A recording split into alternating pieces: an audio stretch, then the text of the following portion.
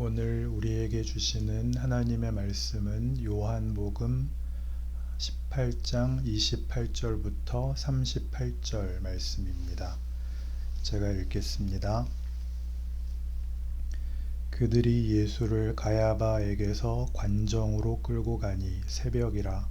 그들은 더럽힘을 받지 아니하고 유월절 잔치를 먹고자 하여 관정에 들어가지 아니하더라. 그러므로 빌라도가 밖으로 나가서 그들에게 말하되 너희가 무슨 일로 이 사람을 고발하느냐. 대답하여 이르되 이 사람이 행악자가 아니었더라면 우리가 당신에게 넘기지 아니하였겠나이다. 빌라도가 이르되 너희가 그를 데려다가 너희 법대로 재판하라. 유대인들이 이르되 우리에게는 사람을 죽이는 권한이 없나이다 하니 이는 예수께서 자기가 어떠한 죽음으로 죽을 것을 가리켜 하신 말씀을 응하게 하려 함이러라. 이에 빌라도가 다시 관정에 들어가 예수를 불러 이르되 네가 유대인의 왕이냐. 예수께서 대답하시되 이는 네가 스스로 하는 말이냐 다른 사람들이 나에 대하여 내게 한 말이냐. 빌라도가 대답하되 내가 유대인이냐. 네 나라 사람과 대제사장들이 너를 내게 넘겼으니 네가 무엇을 하였느냐. 예수께서 대답하시되 내 나라는 이 세상에 속한 것이 아니니라. 만일 내 나라가 이 세상에 속한 것이었더라면 내 종들이 싸워 나로 유대인들에게 넘겨지지 않게 하였으리라. 이제 내 나라는 여기에 속한 것이 아니니라. 빌라도가 이르되 그러면 네가 왕이 아니냐. 예수께서 대답하시되 네 말과 같이 내가 왕이니라. 내가 이를 위하여 태어났으며 이를 위하여 세상에 왔나니 곧 진리에 대하여 증언하려 함이로라. 무릇 진리에 속한 자는 내 음성을 듣느니라 하신대. 빌라도가 이르되 진리가 무엇이냐 하더라. 이 말을 하고 다시 유대인들에게 나가서 이르되 나는 그에게서 아무 죄도 찾지 못하였노라. 아멘. 오늘 요한복음에 나타난 그 예수님의 재판 모습을 보면 처음에 가야바에게 잡혀가셨다가 그 다음에 가야바가 이제 빌라도에게 보내어 그에게 재판을 받게 합니다. 당시 유대인들은 로마 제국의 식민지 백성으로 유대인들에게는 사형 집행권이 없었고 로마의 총독인 빌라도만이 사형 선고와 집행을 할 수 있기 때문이었습니다. 그랬더니 빌라도가 예수께 네가 왕이냐? 그렇다. 왕인데 왜 이 모양 이 꼴인가? 그렇게 묻는 장면이죠. 그러자 37절에서 예수께서 대답하시되 네 말과 같이 내가 왕이니라. 내가 이를 위하여 태어났으며 이를 위하여 세상에 왔나니 곧 진리에 대하여 증언하려 함이로라. 무릇 진리에 속한 자는 내 음성을 듣느니라. 그러니까 빌라도가 당연히 이렇게 반응했죠. 무슨 진리가 이 모양이냐 이렇게 된 겁니다. 그 누가복음 22장에서는 이 대목을 훨씬 더 잘 보여주고 있습니다. 이 예수님의 재판 모습을 각 복음서가 어떻게 각각의 관점에서 이제 드러내고 있는가를 우리 지난 2시간에 걸쳐서 마가복음과 마태복음에서 봤습니다. 오늘은 누가복음입니다. 누가복음 22장 66절 날이 새매 백성의 장로들 곧 대제사장들과 서기관들이 모여서 예수를 그 공회로 끌어들여 이르되 내가 그리스도이거든 우리에게 말하라. 대답하시되 내가 말할지라도 너희가 믿지 아니할 것이요 내가 물어도 너희가 대답하지 아니할 것이니라. 그러나 이제부터는 인자가 하나님의 권능의 우편에 앉아 있느니라 하시니 그렇게 답하십니다. 누가가 전하는 이 예수님의 재판 모습을 보면 처음에 가야바에게 갔다가 가야바가 빌라도에게 보내고 누가복음 이 뒤를 계속 보시면 빌라도가 그를 헤롯에게 보내고 헤롯이 다시 빌라도에게 보내서 이제 최후 판결이 내려집니다. 네가 그리스도냐? 하나님의 아들이냐? 네가 약속된 구원자냐? 라는 질문에 예수님이 그렇다. 그러나 너희는 내가 말해도 못 알아들을 것이다. 라고 하십니다. 굉장히 중요한 표현이죠.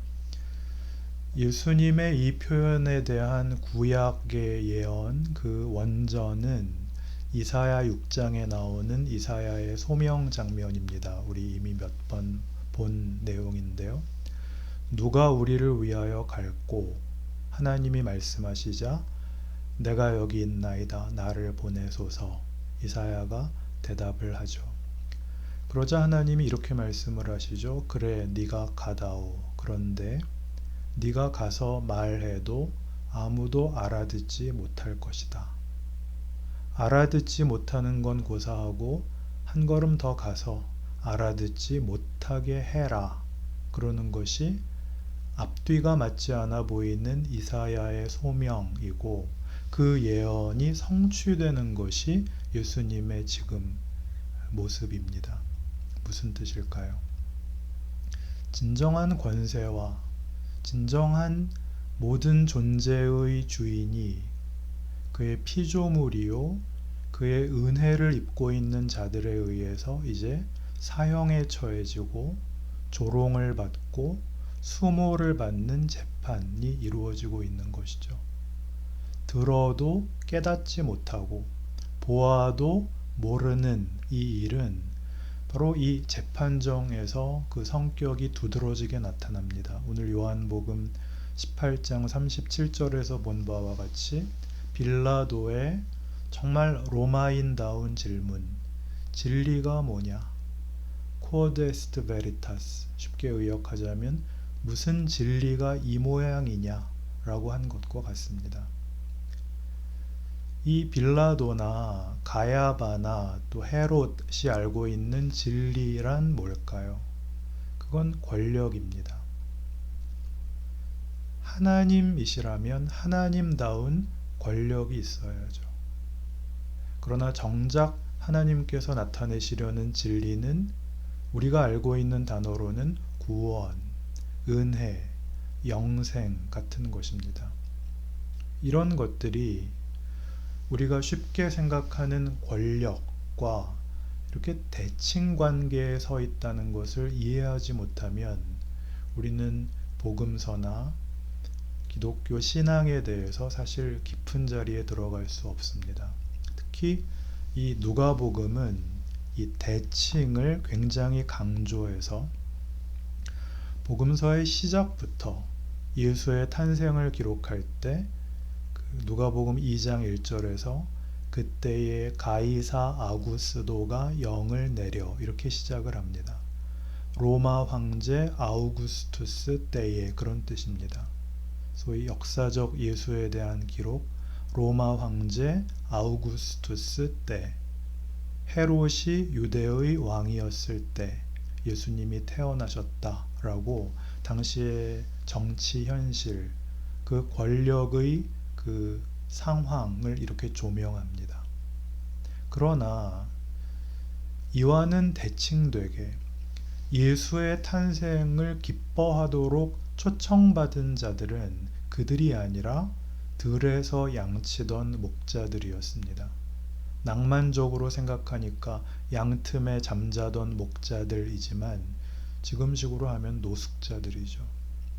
그들이 초대를 받아 예수의 탄생의 영광을 보지만 이 아우구스투스나 헤롯은 모릅니다. 더더욱 헤롯은 이 소식을 동방 박사들에게 듣고 나중에 예수를 죽이기 위하여 2살 이하의 어린이를 다 죽이라고 명령을 내리는 것이죠.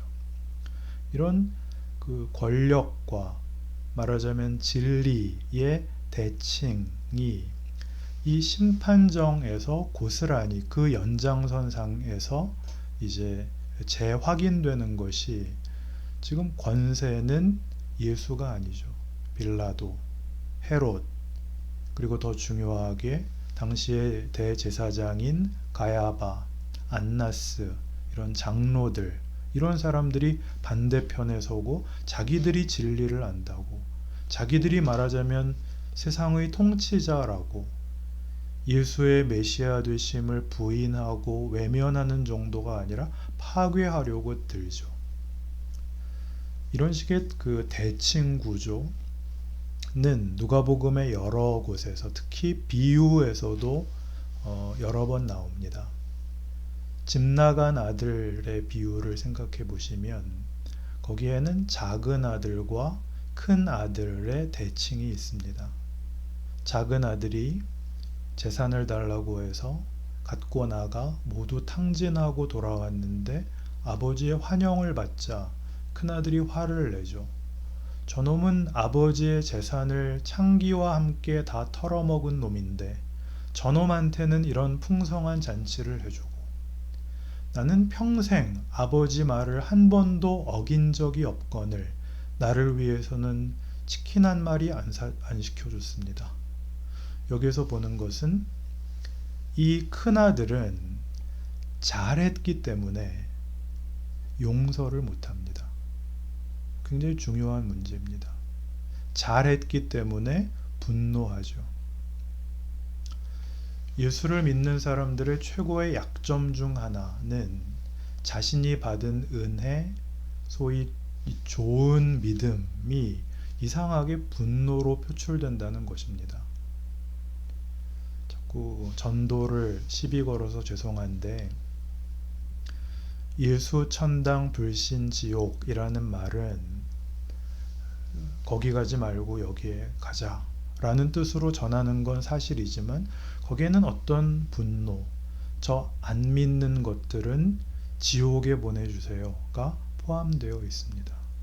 전도는, 죄송합니다, 우리 믿는 자의 그 자기 확인이 전도로 나타나는 것이 당연하지만, 그 전도가 내 전도를 외면하거나 귀찮게 길을 막고 있다는 분노에 대해서 넌 지옥 갈 거야 라는 마음의 어떤 우월감, 어떤 확인으로 작용을 한단 말이죠.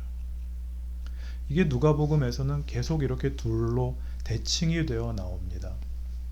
하나 더 말씀드리면, 우리 잘 아는 선한 사마리아인 비유도 이런 대칭입니다. 이 비유는 뭐 때문에 나온 비유인가 하면, 제자들이 예수님께 무슨 계명이 제일 큽니까? 그러자 예수님이 율법에 뭐라고 되어 있냐? 하나님 사랑하고 이웃 사랑하라고 했습니다. 그렇다, 그렇게 해라. 그러니까 그러면 이웃이 누굽니까? 그랬잖아요. 이웃 사랑하라 그랬는데 어디까지가 이웃입니까? 어디까지 사랑을 해야 됩니까? 그러자 이제 선한 사마리아인의 비유가 나오죠. 어떤 사람이 예루살렘에서 여리고로 여행을 하다가 강도를 만났다. 있는 거 다 뺏기고 거반 죽게 되었다.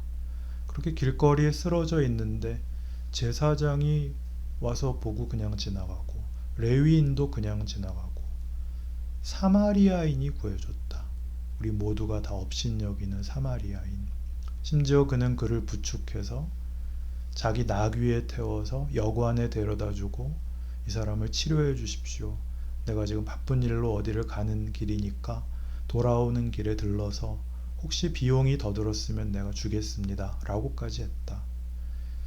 이 강도 만난 사람이 보기에는 누가 이웃이었겠느냐? 선한 일을 행한 사람입니다. 그렇다, 그렇게 해라, 이렇게 되죠.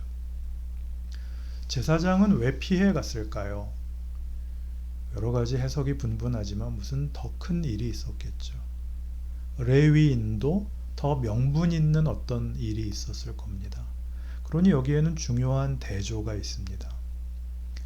무슨 그럴듯한 구호 사업을 하고, 무슨 거창한 선교 사업을 하고, 그런 큰 일을 하는 것보다 더 실제적으로 우리의 현실 속에 매일 그런 기회, 그런 도전이 있다는 거죠. 그러니 어디 여행 가고 싶으면 그냥 관광 간다고 그러지, 무슨 선교 여행 간다 그러지 말고, 우리 교회는 매년 뭐 해외 선교사를 초청해서 무슨 선교 대잔치를 해. 그런 거 자랑하는 것으로 때우지 말고, 매일 만나는 가족, 늘 출근하는 일터에서 만나는 사람들, 아파트 엘리베이터에서 만나는 이웃들이 있는데, 거기에서 우리는 보다 더 큰 명분으로 인해서 사실은 매일 해야 되는 이 가장 중요한 일을 놓치고 있을 수 있다라는 것이죠. 예수를 만난 기쁨이 구원과 은혜와 영생으로 우리 마음 깊은 곳에 자리 잡지 못하면 우리 신앙의 확인은 우리와 다른 자들에 대한 비난으로밖에는 나타날 수가 없습니다. 그러면 그게 잘했다 잘못했다 보다 더 크게 신앙 인생이 가난해지죠. 예수를 믿는데 이웃에 대하여 무관심한 것은 죄라는 겁니다. 가서 아첨을 떨라는 것도 아니고, 그에게 쩔쩔매라는 것이 아니라 좋은 표정을 짓는 것입니다. 그 외국인들은 다른 건 모르겠고 이건 괜찮은 것 같아요. 길에서 만나면 모르는 사람과도 눈을 마주치고 웃어주는 것. 어떤 외국인이 우리나라에 관광을 와서 길을 다니다가 한 노인이 힘겹게 난간을 잡고 계단을 오르는 걸 보고 멈춰서 가만히 지켜보다가 눈이 마주치자 웃었대요. 무슨 뜻일까요? 제가 관심을 가지고 당신을 보고 있습니다. 걱정하고 있습니다. 그런 뜻이래요. 우리는 어떻게 표정을 지어야 될지를 모르겠잖아요. 잘못 웃으면 쉽게 보이잖아요. 그러면 모두가 달려들어서 뜯어먹을 거예요. 그러니까 만만하게 보이면 안 되니까 인상을 써야죠. 웃어? 이게 나를 무시하나? 마음은 안 그런데, 카페에 노트북을 놓고 화장실 다녀오는 나라는 우리나라밖에 없다는데, 그런데 웃지는 못하죠. 누가복음 23장에서는 빌라도가 이제 예수를 헤롯에게 보냅니다. 왜 보내느냐 하면, 빌라도는 우리 그 일제강점기에 그 조선 총독부에 총독이 있었던 것처럼 이 유대 지방을 관할하는 로마에서 파견한 총독이고, 헤롯이 그때 갈릴리의 분봉왕입니다. 헤롯이라는 이름은 성경에 2번 나오는데, 그 예수님 태어나실 때 이스라엘 왕이 헤롯입니다. 그래서 그 헤롯은 보통 헤롯 대왕이라고 붙이고, 여기에 나오는 헤롯은 그의 아들입니다. 헤롯 대왕 때는 이제 왕으로 이스라엘 전체를 다스렸지만, 이때는 로마 제국에 의해 권력이 나뉘어서 쪼개진 그 한 지방을 나눠 가졌습니다. 그래서 전체가 아니라 지금으로 말하자면 도지사 정도로 격화된 직책입니다. 갈릴리 지방을 다스렸기 때문에 빌라도가 이제 예수가 갈릴리 출신이라고 하니까 헤롯에게 보내는 겁니다. 23장 8절부터 제가 읽죠. 헤롯이 예수를 보고 매우 기뻐하니, 이는 그의 소문을 들었으므로 보고자 한지 오래였고, 또한 무엇이나 이적 행하심을 볼까 바랐던 연고러라. 여러 말로 물으나 아무 말도 대답하지 아니하시니, 대제사장들과 서기관들이 서서 힘써 고발하더라. 헤롯이 그 군인들과 함께 예수를 업신여기며 희롱하고 빛난 옷을 입혀 빌라도에게 도로 보내니, 헤롯과 빌라도가 전에는 원수였으나 당일에 서로 친구가 되니라. 우리는 이 재판 과정에서 빌라도가 매우 애매하게 행동한 걸 알고 있습니다. 빌라도는 계속 나는 이 예수에게서 죄를 찾지 못했다 그러면서 결국은 나중에 예수님을 채찍질하게 합니다. 헤롯은 지금 예수를 보기 원했고 그를 보고 기뻐했다고 했는데 그 이유는 무슨 종교적 관심이 아니라 이적 행하는 걸 볼까 했다가 대답이 없자 그도 이렇게 채찍질하고 조롱합니다.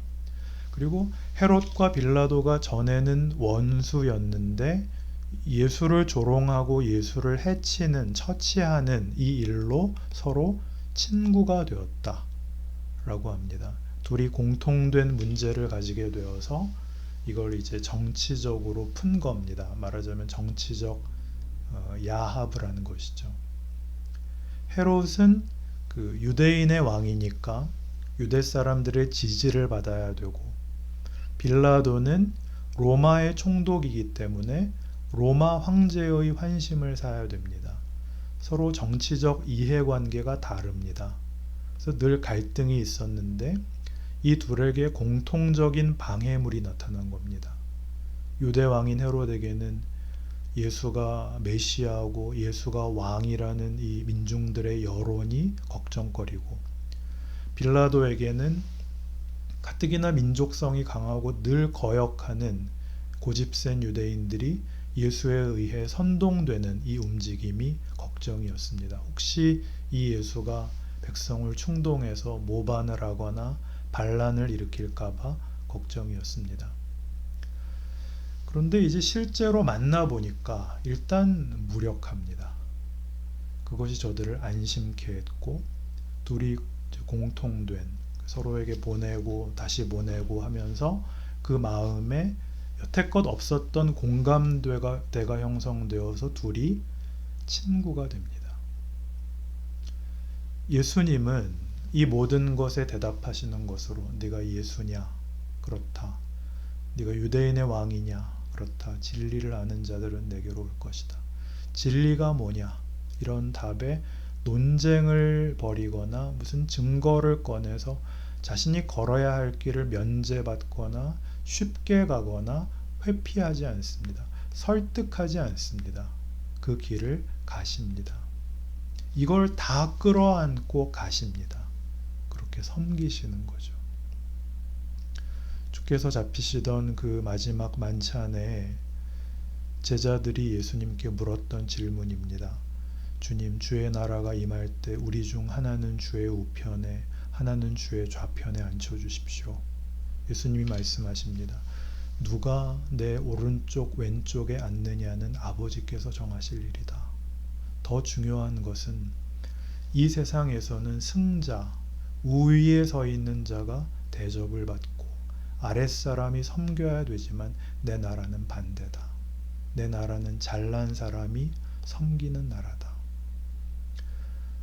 그러니 예수님은 누구를 때려잡거나 어떤 잘못을 심판함으로써 당신의 나라가 임하는 게 아니라 말하자면 이 용서도 인내도 겸손도 구원도 없는 세상에 오셔서 그걸 못 알아보는 자들을 위하여 그의 생애를 다 소진하고 드디어 목숨까지 바쳐 그의 생애를 이제 마무리하는 겁니다. 목숨을 바친다고 하면 우리에게는 언제나 결사적인 개념으로 이해가 되어서 죽으면 죽으리라 하는 결사각오로 두 눈 부릅뜨고 주먹을 움켜쥔 그 일로 신앙인들에게 각인이 되어 있습니다.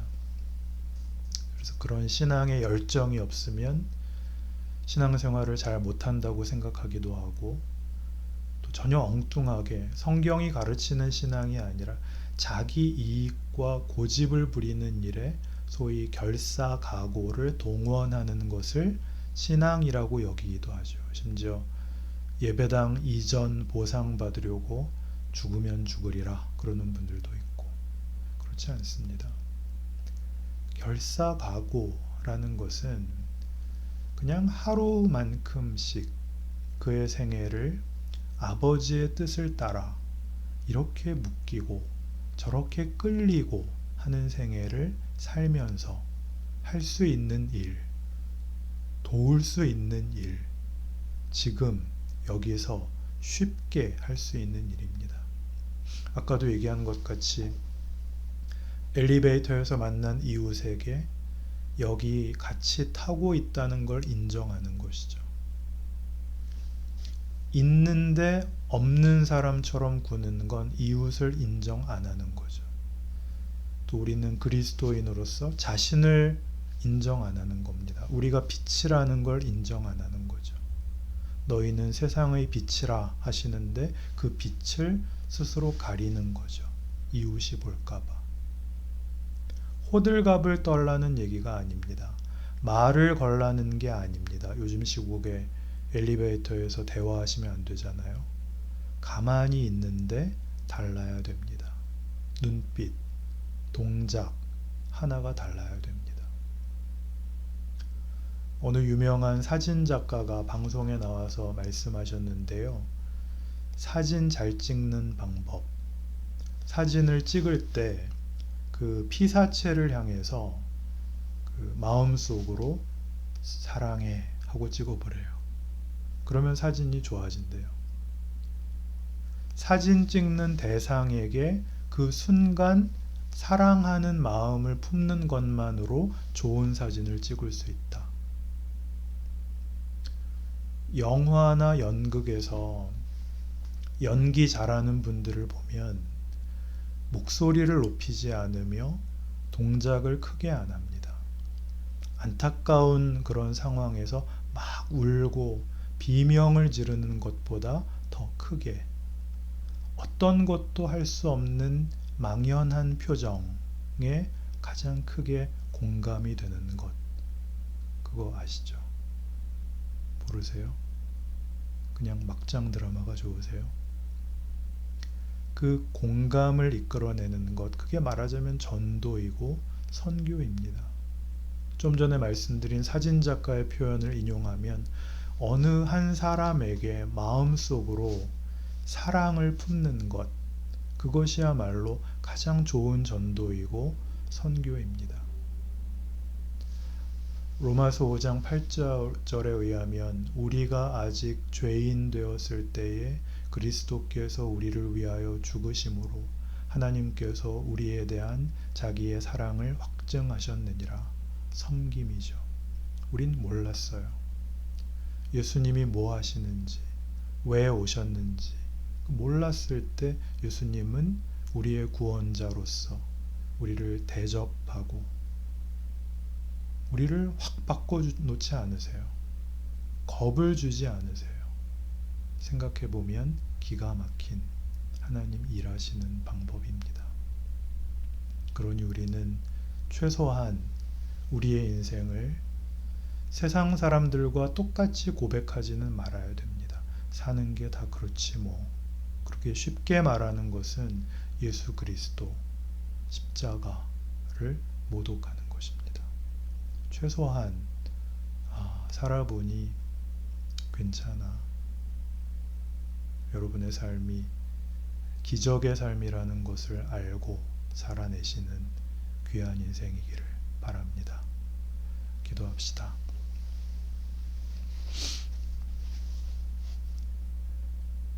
하나님 아버지, 우리 사랑하며 살고 섬기며 살고 기다리며 살고 기도하며 살겠습니다. 예수님 당하신 것 같이 오해받고 조롱받고 외면당할지도 모릅니다. 그러나 쉬운 보상으로 때우지 않겠습니다. 고집부리지 않고 지혜롭고 온유하고 끈기 있게 우리의 생애를 귀하게 살아내겠습니다. 말씀 주셨으니 살 힘도 지혜도 주시옵소서. 예수님 이름으로 기도합니다.